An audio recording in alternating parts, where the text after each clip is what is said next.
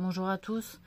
Je voulais quand même réagir un peu sur l'actualité. J'ai pris un peu du temps pour moi, hein, voilà. Bon, même s'il y a eu quand même quelques vidéos, j'arrive à prendre du temps pour moi.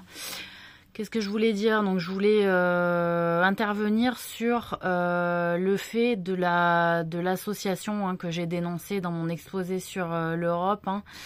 Je la présume hein, effectivement sur la Pologne et l'Autriche-Hongrie et Israël et l'Allemagne. Je pense que on est toujours dans cette histoire de guerre, de première guerre mondiale en fait, avec l'attentat qui avait eu lieu c'était où? C'était pas en Tchécoslovaquie à l'époque qu'il avait eu lieu cet attentat. Il y a une histoire avec les Balkans qui fait que on a intégré plein de monde à l'Europe, mais en réalité, il n'y a pas forcément un respect des idéaux.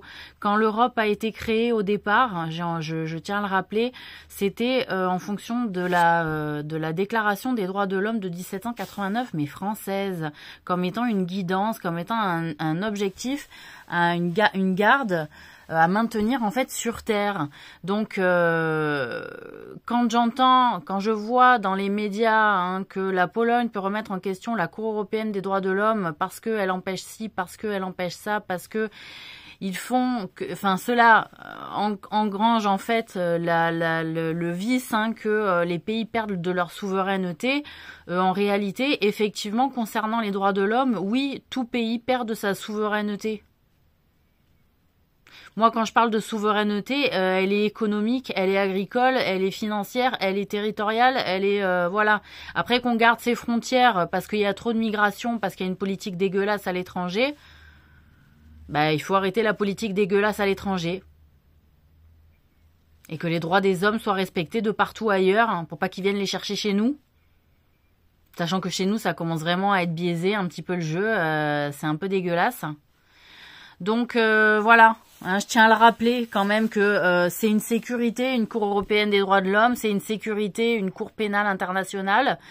Même si on n'a pas vu beaucoup d'États se bouger les fesses pour arrêter Netanyahou. Alors après, différentes stratégies, différents regards, différents pourparlers, différentes associations, différents accords aussi, je l'entends. Hein, il n'y a pas de problème là-dessus.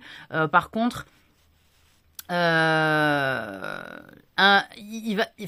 qui est cool aussi, c'est de montrer un peu, vous savez, ces fameux hommes politiques qui montrent qu'ils en ont, hein, et qui sont du coup, ils annoncent un jeu clair, limpide, et c'est pas la stratégie du sans cesse je tourne ma veste, c'est pas très classe, on sait jamais vraiment à quoi s'attendre, et puis on sait pas à quel moment vous allez tourner votre veste, et du coup après, moi ce que je comprends pas, c'est les sponsors, les financiers, etc. Comment vous faites pour continuer à faire confiance du coup?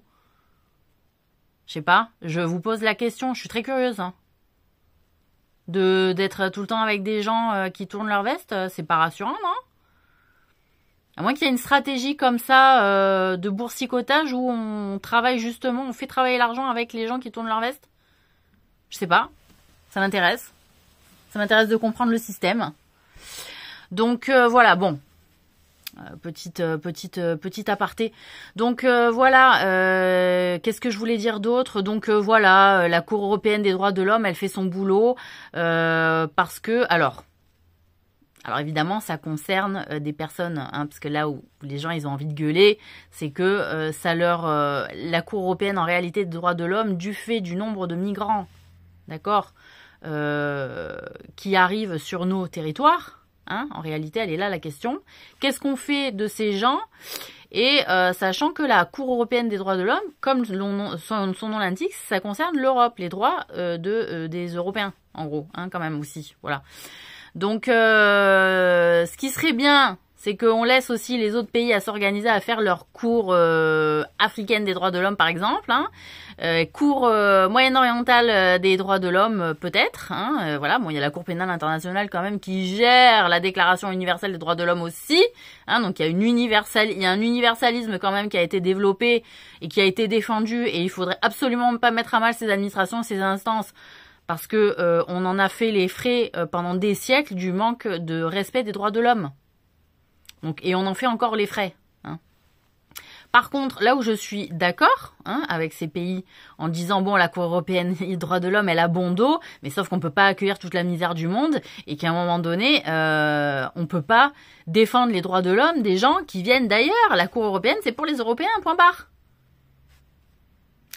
Donc, effectivement, la Cour européenne des droits de l'homme, il y a aussi un côté, je suis désolée de vous le dire, peut-être que vous allez trop loin dans vos autorisations, il va falloir territorialiser un petit peu plus l'Europe. Il va falloir aussi la construire, cette Europe, parce que j'ai l'impression que c'est un peu la débandade et c'est la débâcle depuis cette guerre entre la Russie et l'Ukraine, notamment. Tous les fonds d'investissement qui ont été acquis, on est en train de les vider au nom de cette guerre en Ukraine et de soutien à ce pays. Les Français, il faut le dire, je sais pas s'il y a des étrangers qui me suivent, les Français, il faut le dire, apparemment ils vont être taxés d'une taxe solidarité, mais notamment pour des fonds de solidarité pour soutien de guerre à l'étranger, mais là en l'occurrence donc vis-à-vis de la guerre en Ukraine et en faveur du pays ukrainien. Donc déjà de une, c'était même pas un pays qui était européen, d'accord ? Il a été fait en Europe très rapidement, voilà, fait d'urgence, d'accord. Et là, moi, je vais être taxé 12 balles, donc c'est même pas 10 ou 7 ou 6, tu vois, c'est 12. Le chiffre 3. J'interpelle un petit peu là les numérologues là de service, le 12 c'est le 3, on est d'accord, et ça fait un transfert de quoi? De la souveraineté de la France à la souveraineté ukrainienne? De mon argent? De ma volonté, moi, en tant que citoyen français? Je pose la question. Voilà, je pose la question. Parce que il a été vu et il a été dénoncé que des Ukrainiens ont plus de droits que des Français sur les HLM, alors qu'il y a énormément de demandes de HLM. Et que dans la logique, c'est quand même... S'il y a des appartements qui s'ouvrent aux Ukrainiens, pourquoi il y a autant d'HLM qui sont en attente, qui ne sont pas distribués, vu qu'il y a énormément de demandes d'HLM? Qu'est-ce qui se passe en France? Alors moi, j'aime bien, parce qu'aussi on explique que il y a quand même un général de l'armée qui démissionne, et ça passe, moi j'ai l'impression que ça passe à l'as dans les médias, je sais pas. Donc il y a une demande encore de faire des économies sur nos frais militaires, mais on démilitarise la France à mort, quoi. Donc c'est-à-dire qu'on se sert d'autres pays pour faire la guerre à notre place. Mais quel est le prix à payer des Français pour cette stratégie politique? Qu'est-ce qu'on paye comme prix en échange? Il y a forcément un prix à payer, vous la racontez pas là. Voyez? Donc, je veux bien qu'il y ait du soutien de solidarité, mais attendez, financer chaque mois, chaque année, 12 balles pour l'Ukraine? Vous plaisantez? Au nom de quoi? De la solidarité. Putain, moi aussi j'ai besoin qu'on soit solidaire avec moi. Qui c'est qui me donne 3 € par mois, tous les mois, pendant 3 ans là? Ou pendant toute la vie? Pendant toute la vie? Zelensky, excusez-moi, Monsieur Zelensky, je vous interpelle parce que vous avez fait une opération en termes de dignité liée à l'honneur des hommes. Vous êtes une honte pour votre pays, vous le savez ça, vous l'avez compris quand même, que vous êtes une honte pour votre pays. Vous n'êtes pas digne de représenter l'Ukraine. J'ai déjà dénoncé qu'il y a des faits, qu'il y a eu des faits, excusez-moi, je suis très en colère, qu'il y a eu des faits de génocide de peuples slaves, et ça passe toujours à la trappe. On parle du génocide juif de la Seconde Guerre mondiale, il y a eu plus de 6 millions de morts, de slaves, de tués.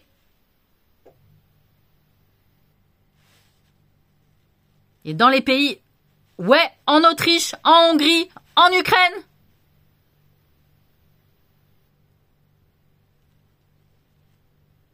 plus de 6 millions de Slaves morts. Et la Russie, elle a été témoin de ça. Et elle s'est retirée, et elle a retiré ses accords avec l'Allemagne à cause de ça. Parce qu'ils s'en prenaient à la race, et que les Russes, ils s'en prenaient, comme d'habitude, aux nobles, aux prêtres, hein, à ceux qui, aux gens qui, aux savants, soi-disant, ceux qui font de la propagande, ceux qui font des politiques dégueulasses envers le peuple. D'accord? Donc je suis pas là pour défendre le communisme. Je dis juste j'en ai marre que les Slaves, ils passent à l'as. On est, nous, peuple européen, les 3/4 Slaves. Les Gaulois, on est des 3/4 Slaves. Donc qu'est-ce qu'ils ont contre les Slaves, ceux-là?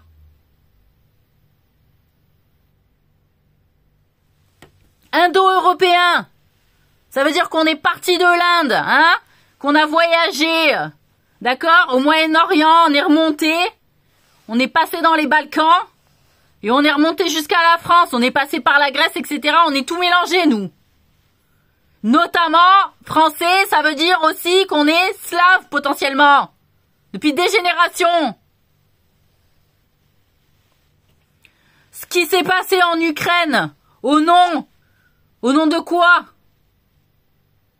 À un moment donné, d'un besoin d'être attaché à l'Europe, et que les accords avec la Russie interdisaient que l'Ukraine se rattache à l'Europe, et que du fait qu'il a voulu se séparer de la Russie, il y a eu en réalité une guerre pour qu'il y ait séparation. Parce qu'il s'était, pas Zelensky, mais parce que l'Ukraine s'était engagée à ne jamais se séparer de la Russie. Qu'ils étaient frères. Donc tout ça, juste pour rentrer dans l'Europe, pour rentrer dans une Europe dégueulasse, sans principe. Ah ouais, il y a du pognon à becter, à condition quoi? Plus on est nombreux, plus on fait tenir les accords colonialistes à l'extérieur pour pouvoir bouffer nous, mais bouffer qui? Nous. Parce que nous, on a de moins en moins à bouffer en réalité.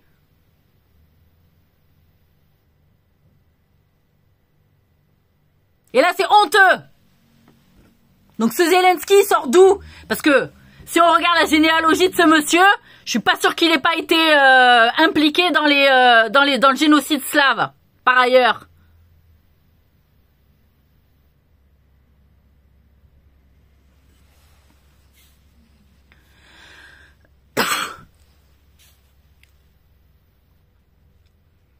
Donc voilà.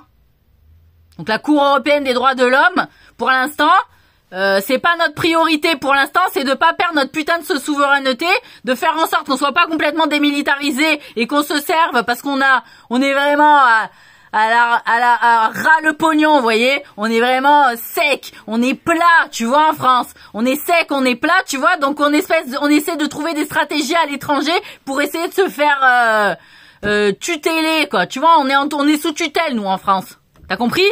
On est sous tutelle, nous. Avec leurs conneries de tout vendre comme ça à l'étranger. Tiens, j'ai une entreprise, je la lègue à mon fils.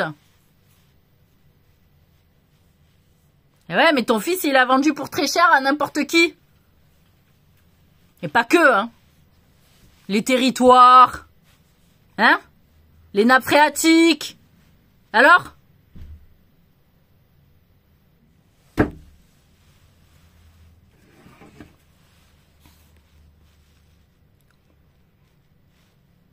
On n'en parle pas du génocide du peuple slave. Et eux, ils sont fiers, ils disent rien. Ils sont fiers, ils disent rien. Mais regardez les textes. L'histoire de ce côté-là, tiens. Donc voilà, il y a certaines personnes, je ne vais pas les porter en haute estime. Et qu'à un moment donné, quand je vois le nombre de personnes qui baissent la tête là, comme ça tout le temps. Levez le front. Défendez les intérêts humains. Voilà. Tournez la tête quand il faut tourner la tête, quand il y a des gens qui tournent la tête ou qu'ils inventent quoi? Qu'il y a des races supérieures à d'autres? La supériorité, en réalité, elle se mesure d'une certaine manière ici-bas et vous allez voir que dans l'au-delà, elle va se mesurer d'une toute autre manière. Je vous laisse la surprise. Allez, bonne journée.